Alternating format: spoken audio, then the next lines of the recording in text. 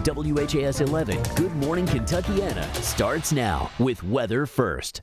Good morning, Kentuckiana, and a good foggy morning to you. Man, I would tell you where we're looking at with this Trimark camera, but I really cannot see, actually, our U of L health cameras. It is 6:30 on your Sunday morning, and again, good morning to you, Kentuckiana. I'm Jim Stratman in the studio with meteorologist Sam Gabrielli, and Sam, that is the big story of the morning right now. The fact that, you just can't see if you go outside. That drive into work, Jim, I was pretty nervous. I know my drive and route, by the back of my hand right now. But yeah, it's one of those deals where that fog was just right in front of your face. And it's really, really important this morning, Jim, to make sure you are using your low beam headlights, not your high beams, or just stay inside and wait this out. Because visibility in Louisville is staying less than a mile right now.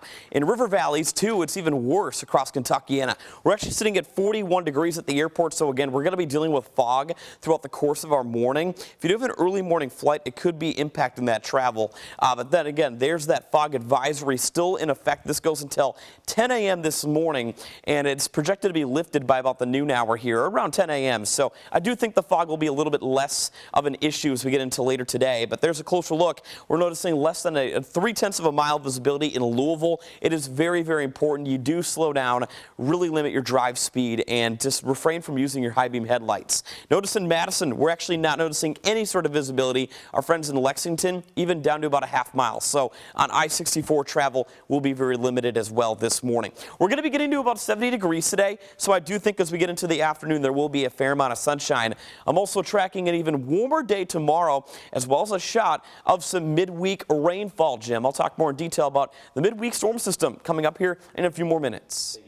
And we'll check back in with you in a little bit. But first, we want to talk to you about this morning. The 2nd Street Bridge reopened after what you're seeing here. This is a time-lapse video of crews working to get this Cisco truck off of the bridge after it crashed through the railings and was left dangling over the Ohio River for hours. Now, the bridge's reopening was one of several updates that was reported as crews evaluate what, if any, changes may need to be made in the future. WHAS 11's Connor Steffen and photojournalist Aspen Hester tell us what comes next.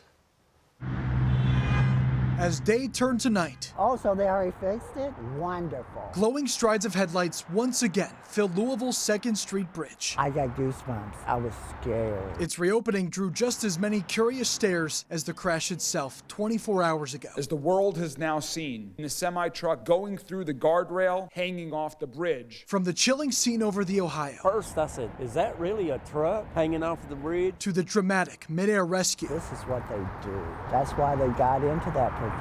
As the scene replays in the minds of many, city officials are sharing updates on the crash that caused it. Mr. Ballinger and I are happy to take any questions from the media. Based on early LMPD findings, it began when a driver hit a stalled car on the bridge. The driver of that car then lost control, crossing into the oncoming lane of traffic and colliding with the Cisco truck. The impact launched the truck driver into the guardrails. And then ultimately hanging off the bridge. Greenberg says the crash left one of the 2 car drivers with serious injuries, and the truck driver okay, but understandably shaken up. She is incredibly brave. She is incredibly fortunate. I'd be worried about falling in the river. I'm scared of heights. Keith Mason had a front row seat to his worst fear as he watched everything unfold from his hotel room window at the Galt House. Well, I watched it a little while. Yeah, it was just something that you don't see every day. Yesterday's incident was something that's extremely rare and unusual. And here are some numbers for you to really put into context just how rare Friday was. In the last 5 years, KYTC has only seen 20 cross-lane crashes like this one. That's a time span when an estimated 40 million vehicles have crossed this bridge. Kenny Keaton is one of those 40 million. It was very frightening when I seen it. Who not only drives over it, I take pictures and post it to Facebook, but admires the 95-year-old structure's history. Hopefully there's not too much work for them to do. Our engineers will also continue to examine short-term and long-term improvement opportunities. As crews look to future fixes, many are counting their blessings, having witnessed something they hope never happens again. In downtown Louisville, Connor Steffen, WHAS 11, on your side.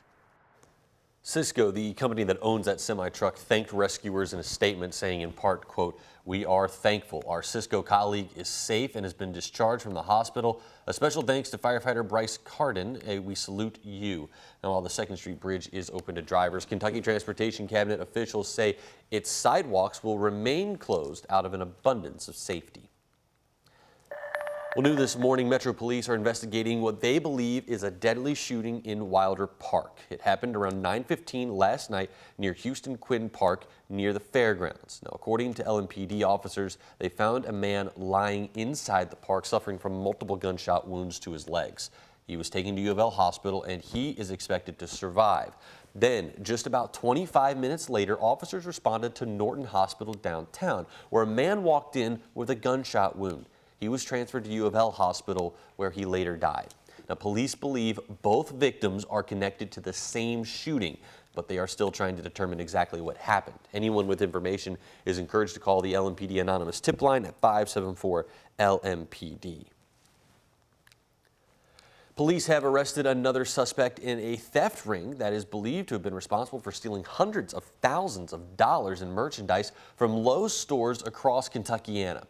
Police arrested Gary Carmen Thursday in connection to the theft ring discovered back in November.